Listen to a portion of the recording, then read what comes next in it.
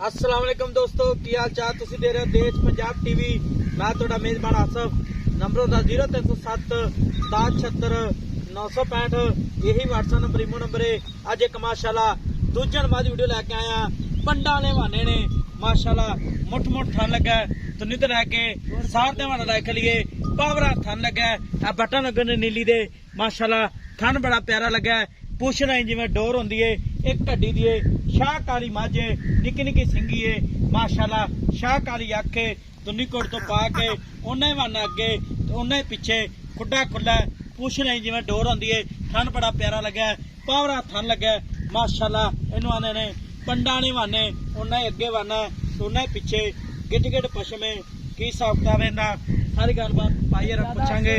सलाम वालेकुम जी। वालेकुम सलाम जी। की हाल इमरान? अल्लाह पाक दे करम भाई। आज सुई अपनी हाँ जी। किन्ने दिहाड़े हो गए? 3 दिन।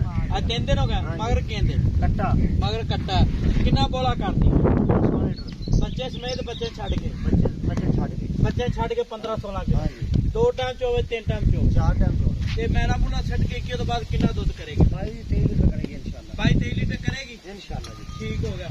22-23 लीटर करेगी ते ਇਹਦੀ ਖਾਂਚੇ ਦੀ ਗਾਰੰਟੀ ਆਪਣੀ ਇਹ ਕੱਟਾ ਖਾਓ ਇਹ ਕੱਟਾ ਨਾਲ गारंटी जी गारंटी। ਗਾਰੰਟੀ ਨਾਲ हाँ जी गारंटी ना। ठीक हो गया।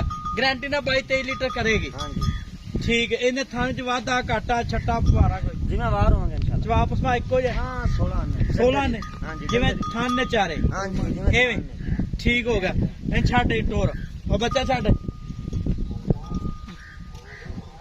तेरा मुल्क की करना है? ਇਹਦਾ ਮੋਲ ਕਰਨਾ ਲਾਲਾ ਹੋਰ ਕੋਈ ਉਹਨਾਂ ਤਾਂ ਕਰਾਂ 10 ਲੱਖ ਰੁਪਇਆ ਤੇਰੇ ਕੋਲ ਮੋਲ ਕਰਨਾ 7.5 ਲੱਖ ਰੁਪਇਆ ਫਾਈਨਲ ਜੀ। किन्ना?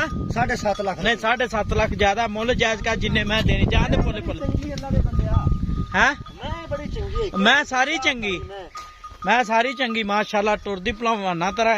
नंबर होंदा 0307 1076 965। यही व्हाट्सएप नंबर इमो नंबर है ते 7.5 लाख च कोई लाड प्यार होवे दा कि नहीं दा? इंशाल्लाह जी आयो मेहमान नहीं पर जान दे हाथे जान भाई दी जनाब इंशाल्लाह खिदमत होगी। अच्छा इज्जत होगी इंशाल्लाह। ठीक हो गया। 7,50,000 मार्केट डिमांड है। तुरदी फिरदी विखा रहे हैं।